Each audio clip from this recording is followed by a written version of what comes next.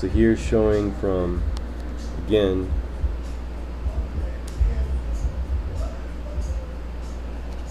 so this is the actual graph of the S&P 500, the actual stock market price chart. So this is showing the peak here in 2019. This is September. Let me make sure I'm lining that up right. So yeah, that right there where my mouse pointer is, that was the peak in 2019.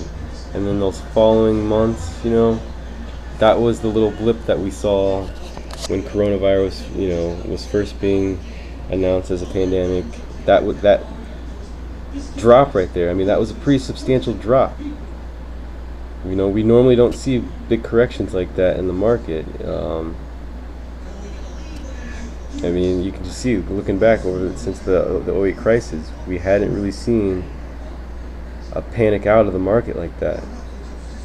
We had, but I mean, they're rare. They come and they go, you know, throughout the quarters, but they're not very frequent. This is a very long-term chart, so for you to see that little jagged edge drop like that's pretty substantial. But you can see, relatively, it did not last. It should have been probably a lot worse than that, but we had the economic response from the Fed shown here.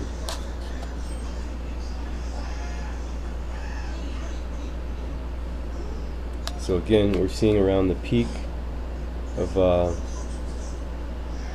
market peak somewhere around here, because that bottom right there is July of 2019. So like somewhere around here would have been the very peak of the market, you know, just before there was that panic out, and all of a sudden, you know, the market started crashing because we got coronavirus, and now we've got the perfect catalyst from the Federal Reserve to begin printing money excessively, because we got to save the economy. We got to start sending people checks. We want everybody to stay at home, and we'll just send you money. We'll stimulate the economy.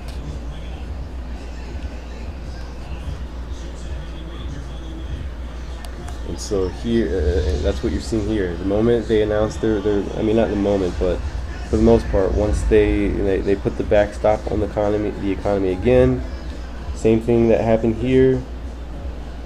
That money, that liquidity, it has to go somewhere. The people that get it, the banks that get it, it doesn't just sit in accounts. It eventually makes its way back into the market, the stock market. And it also, you know, it provides a boost to earnings. Companies are able to lend that money out, investments get made. So there is an actual organic boost to the economy that will happen from that liquidity. It's just, you need that catalyst. And here, lastly, we do have, I think, it's considered, you know, a considerable problem brewing here again. Going forward, what happens? How do the policymakers respond to what we're seeing here?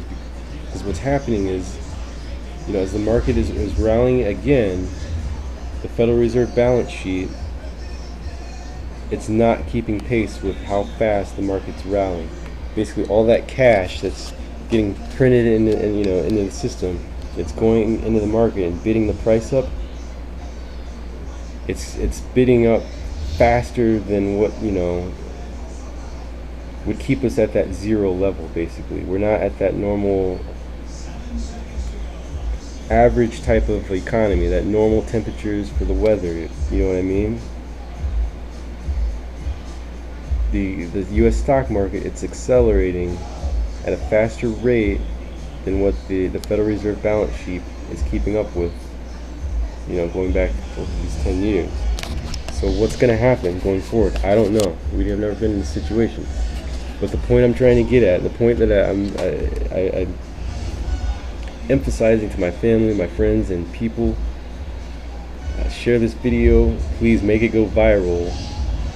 I don't care what you have to do, make this video go viral, because I want someone to talk to me, an economist or a data science person, some type of researcher, somebody that's more familiar with what's going on here, and explain to me how coronavirus, can seem like a random event in the backlight of this. Does this not paint the picture of a kind of a non-random event? You've got a black swan event occurring here that needed some kind of response. We had to have some kind of response to what was happening. There was going to be a substantial impact to the economy. When the stock market crashes, it doesn't just affect, the citizens that invest in it. Like that type of crash like that affects, affects banks. That banks use, stocks and stuff as collateral. Like anytime there's some kind of contraction in the financial system, it has a huge ripple effect. Especially in the debt markets. The debt market is bigger than the stock market, so that's what's critical. That's what the Federal Reserve, all these banks are constantly worried about, is the debt and keeping, the volatility of those assets stable. They don't want those assets moving around crazy, meaning any type of risk, default risk, liquidity risk, just any type of uncertainty, it's going to cause volatility, and they don't want that in their debt assets.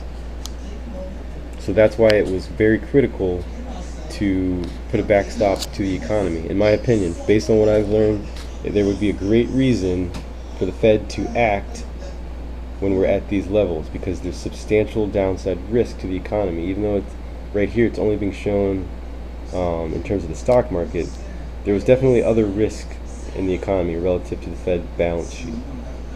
So it would be in the Fed's best interest, to protect its balance sheet by debasing the currency, pumping more liquidity into that economic system, to backstop the economy. And so that there lies the issue, is the catalyst. They would need a catalyst to that. Like, imagine if they were to try to sell that idea without a catalyst. If they just were like, we need to create, trillions of dollars out of thin air, so that you guys are, happy over the next 10 years. Well, how do you sell that to people? How do you articulate that to people so that they buy into that? I don't know how they would. I'm not saying it's impossible, but I'm just trying to put myself in the shoes of these policymakers, and see how they possibly be thinking and reacting to a situation like that. If this is real, if there's really something here to be talked about. And the point is, I don't think that they could sell it very well. I think that they would need some kind of catalyst. And that goes back to how these central banks, at least the Federal Reserve, they are not a governmental institution. And they're not, they're not really part of the United States. I don't want to say that they are capitalizing off the United States, but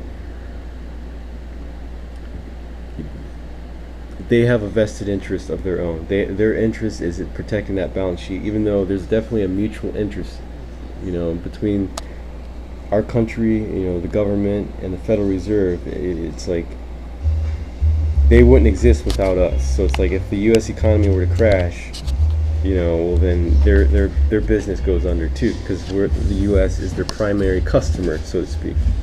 But the reality is, the United States was in existence before the Federal Reserve.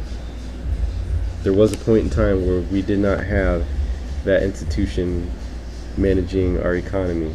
So that's worth considering, that it's like,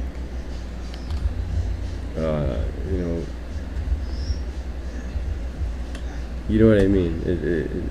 who's controlling this? Is the tail wagging the dog, or is the dog wagging the tail, kind of, so to speak? So I think I've made my point. I won't start rambling, but anybody, share this video, explain it to people the best way you can. How I don't feel like this event is random. I feel like coronavirus, others have said it. This is the plandemic. It's a plandemic. Immediately in 2020, there was already rumors going around that this was the Chinese virus. It originated in China, in Wuhan, and then you had Trump calling it the Chinese virus. There's other conspiracy theories that it may have originated in other parts of the world. And I don't know. I can't prove that. That's pure speculation. But from the very beginning, I had huge suspicion that a man's hand is behind this. I don't want to discount God. I believe that God is sovereign over everything, and He can definitely do things that I wouldn't expect at any moment, and it might appear, as something, and it could definitely confuse me and throw me off here. So I don't want to discount the possibility of God, an act of God, and His existence. He's sovereign and could do anything He wants at any given moment. But this particular moment here, I can't help but feeling like this is a non-random event, and that there's intelligent thought behind it. Meaning there was some type of, whether it was a man or men, it just seems like this is too coincidental as far as the Black Swan events overlapping each other. It makes me feel like this is not random. It's not happening, just out of nowhere, like an act of God normally does. This feels way too timed, so to speak, with the high risk moment we were seeing in early 2019. It just seems like it's occurring. I don't want to say in response to that, but it's surely I don't want to say benefiting this scenario that we're seeing here, but it's definitely a strange response, a strange event to have occurred moments after seeing these readings. Because now, with all that money that's being printed, well, actually, I don't want to say that, because we're already seeing the risk rise very quickly. I wanted to say that now we've got another 10 years of bull market potential ahead of us, but what you're seeing here right now already is that the market has quickly gone from that zero reading, that reset that we wanted to see, or is relatively actually good and healthy to see sometimes. Well, just as quickly we've ripped right back up to those high risk levels. So I don't know how the policy is going to change from that, or behave in response to that. I expect that we would naturally see more debasement, meaning the Fed is going to continue printing money quickly, or we could see a substantial decrease in the stock market. Usually both happen at the same time. Usually the collapse begins to happen, and the Fed acts to slow it down and stave it off completely, shore it up. So that's what I expect to happen. Again, share this video with anybody who cares to listen, and if you are against getting the vaccine and you don't trust it, this is a good thing to share with people and explain to them why you shouldn't trust it. You've had a good feeling that this is an orchestrated event, and if it's not looking at any data alone, you just don't trust these politicians. Well, I think you're on to something. I think that they know something's up, and there's people that are behind this. I don't want to accuse anybody specific, if it's within the country or outside the country. That's pure speculation. I don't know, but it just seems like it's too non-random for me to assume that this is completely a natural event, and I should trust any politician and what they suggest in response to it. I fear that this may have been so well